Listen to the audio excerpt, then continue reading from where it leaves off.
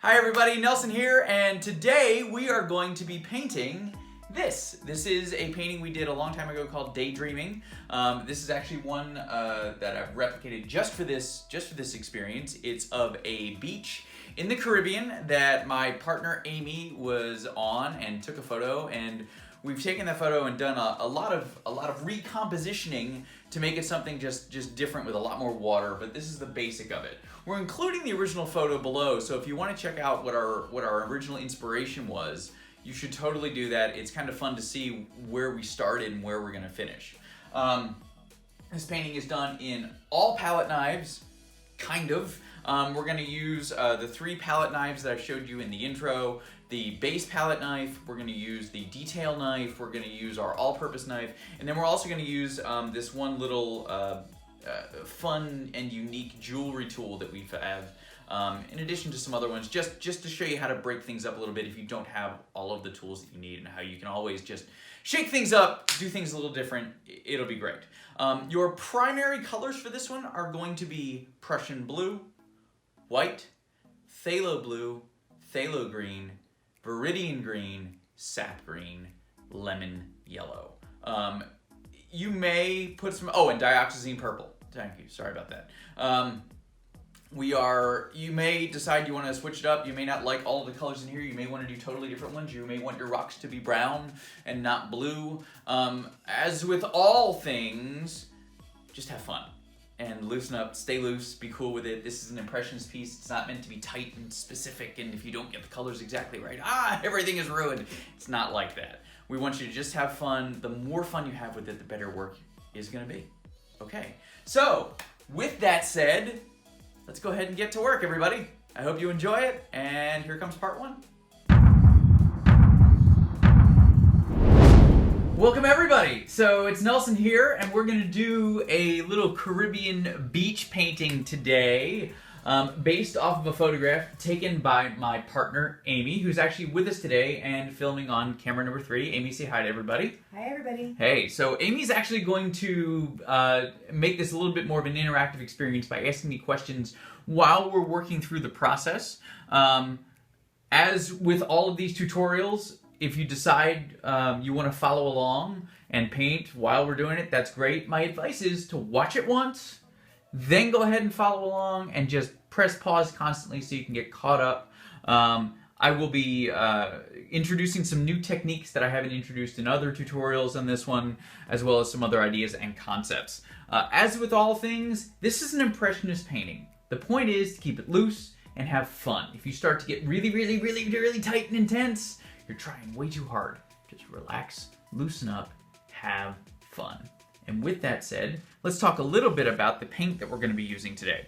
So, on our palette, we have all of our standard paints, plus I've added a couple of different greens. There's a viridian hue and a sap green. There's the phthalo green, phthalo blue.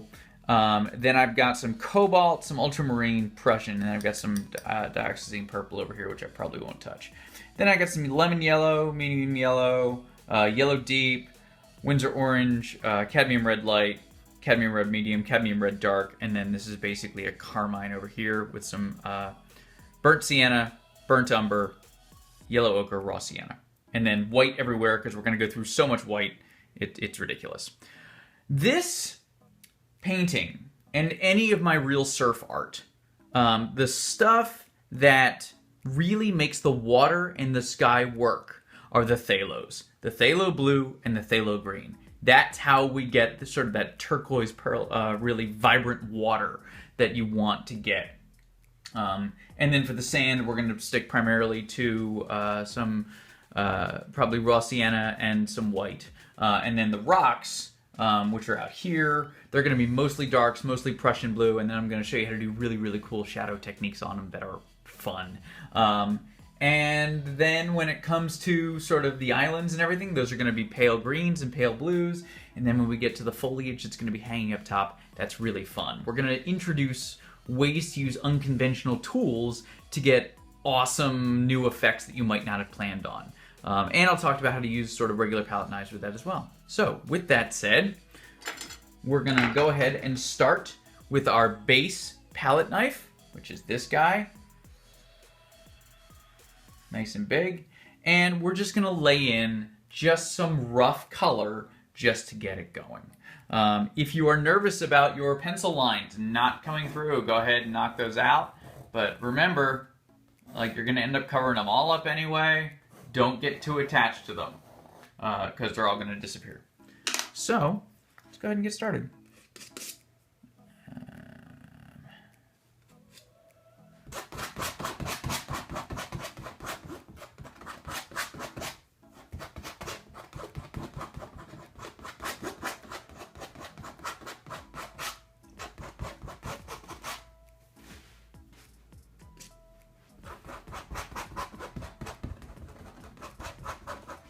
Not worrying too much about them covering up rocks because they're just rocks.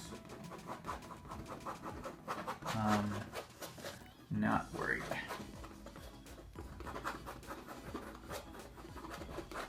And we're going to end up making all that up anyway.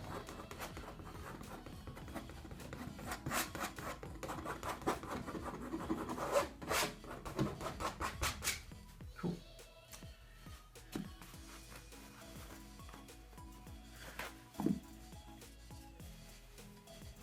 And let's just build in some of the rocks a little bit.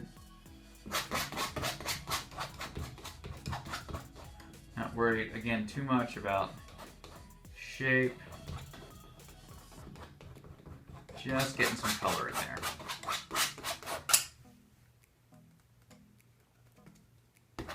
Nelson, this is your base coat, right? Mm-hmm. This is just coat number 1 of like 4 or 5.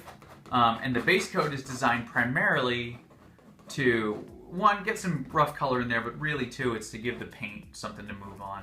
It moves so differently when you've got some paint on the canvas already and you're not just struggling on raw canvas. Because as you can see, like, it doesn't really move around all that easily. But as soon as I start moving paint on top of paint, then it all works that much easier, and it's just going to make your life as a palette knife artist that much easier and more fun, because really that's what it's about. So how much paint is going on the canvas at this point? Honestly, enough to move it around. And what that means is I'll actually show you how much paint is going on my knife. So I'm gonna go throw some on here, grab a little bit of white. That's how much is going on it. And the reason I'm not mixing them on my board or anything is I want cool little streaks and changes to happen on my board. I love when, like, the paint mixes with itself and does all the work. You know, like, I couldn't have planned that. That would have been really hard for me to think about. And it just happens magically. Really, really good impressionism just lets the human brain do all the math, and you get to put the pieces together yourself. And it's really, really fun for people to sort of look at your work and see all the pieces and watch it come together, and something that, if you leave just that little bit to the imagination, it just makes it all that more alluring and cool. So, got a couple of different rocks over here. Not really worried about separating them out. I can do it later.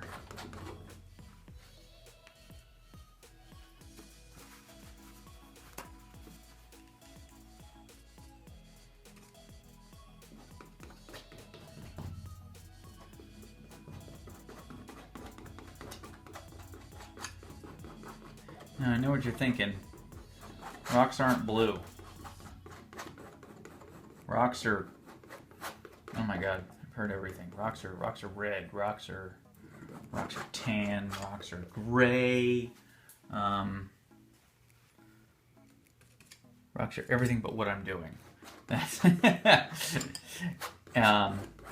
you can totally, and again, you can switch up all of these colors. You don't have to use the colors I'm using at all. This is just what I do. I like, especially in this case, Prussian blue is one of my favorite blues. And it's dark enough that if I use successive layers, I can get close to black, but it means that my shadows all stay cool. They have a nice cool feel to them that I really, really dig. And when I'm taking, it's funny because when I'm taking art classes, because I still take art classes myself, because I always like learning new things. The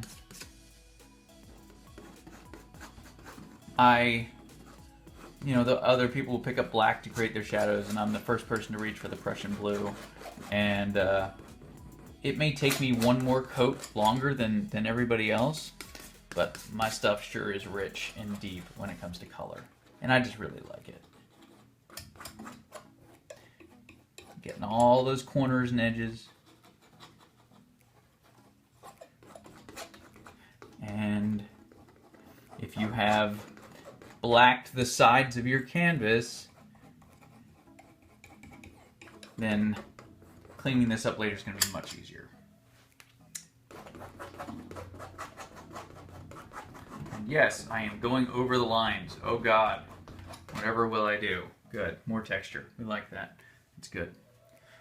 So let's go ahead and play a little bit with some of the phthalo blue.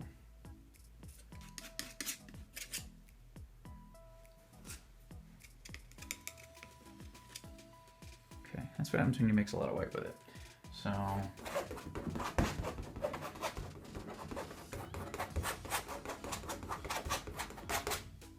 cool. And I also know that, Caribbean waters have this awesome turquoise to them as well. So I'm going to grab some phthalo green, maybe a little bit more white, more white. Let's get that real light color. There we go.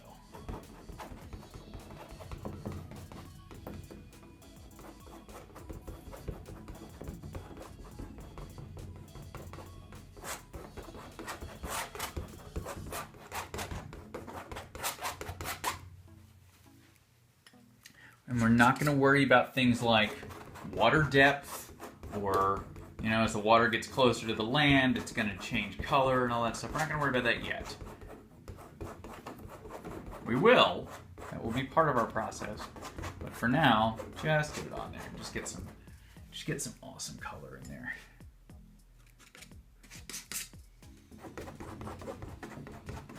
And how are you keeping your paints from mixing too much right now? I am cleaning my palette knife fairly regularly. I like to make sure that my knife is nice and clean. When I start to run out of paint there, you'll notice you hear that sound. Sounds like that, as opposed to that. And that means I'm running out of paint in my knife. Now, I don't necessarily want to dip back into pure color, so I take my tissue paper and I just wipe it clean. Then go back, grab some more. Ta-da!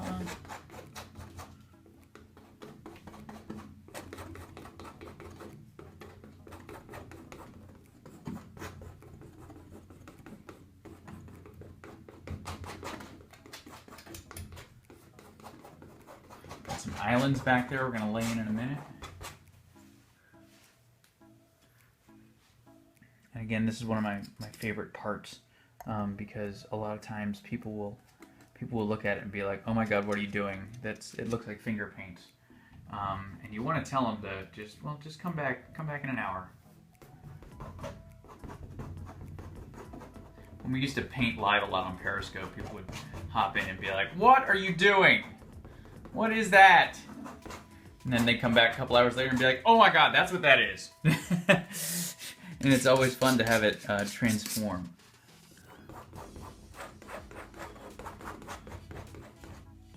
I love to paint live. I love to paint in front of people. It energizes me a lot. I know it's weird. A lot of people don't like having anyone around when they're working. And that's cool. I mean, you should totally do whatever makes you happy. Grabbing a little bit of sap green here. Just lay in some of the islands a little bit.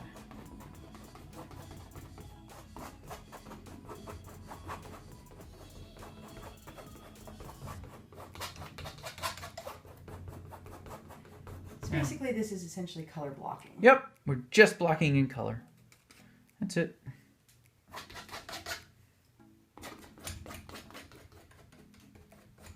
It's just, again, it's a base coat. Just getting some color on there. We'll worry about specifics later. This should be quick. It should be fast. You should not be agonizing over this. If you are, back up and take a breath. Because that is not what you're supposed to be doing. You'll even note, like there, I got a whole bunch of the ocean color up in the mountains. Okay, cool.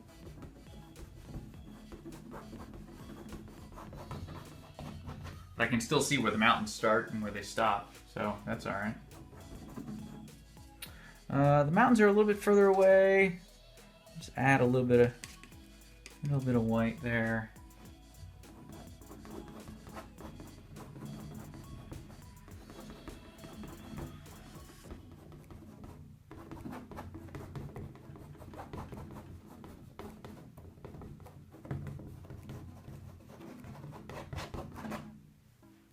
Boom, looking good. All right, let's get some sky in. So sky, it's just gonna be phthalo blue. If you wanna, you can start at the top and work your way down if you want. Doesn't matter. I've got a little bit of white in there. Just getting the darker sky color at the top in. I'm gonna end up lightening up a lot of this. As we're adding color.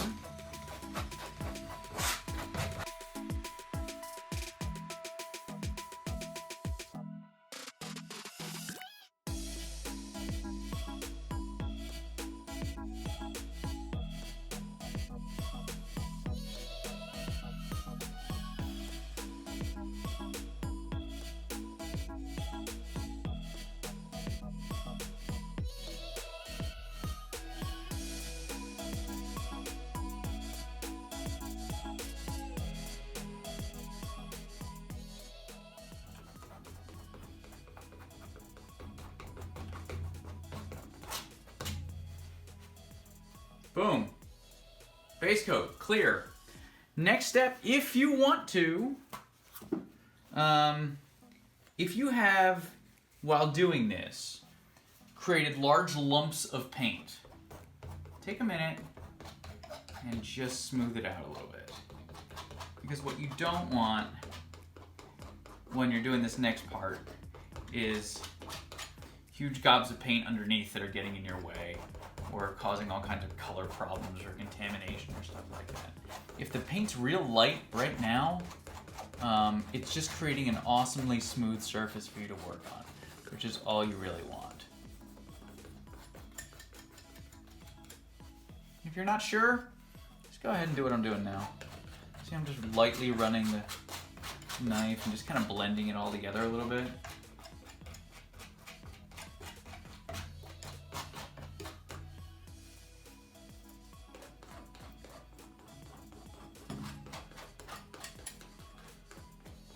Now, I do know a lot of people that like their abstract artwork just sort of like what I'm done now.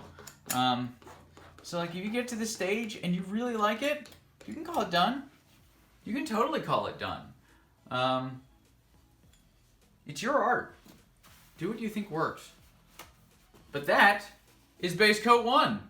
All right, and we're there. So go ahead, take a break, breathe a little bit, and when we come back shortly, make sure your palette is loaded with the paint you're gonna need. In other words, just if you've run out of any on your palette right now, go ahead and reload that just so you have it to work with. And we'll come back in a few minutes and get started. Have a good break. We'll see you in a few. Bye.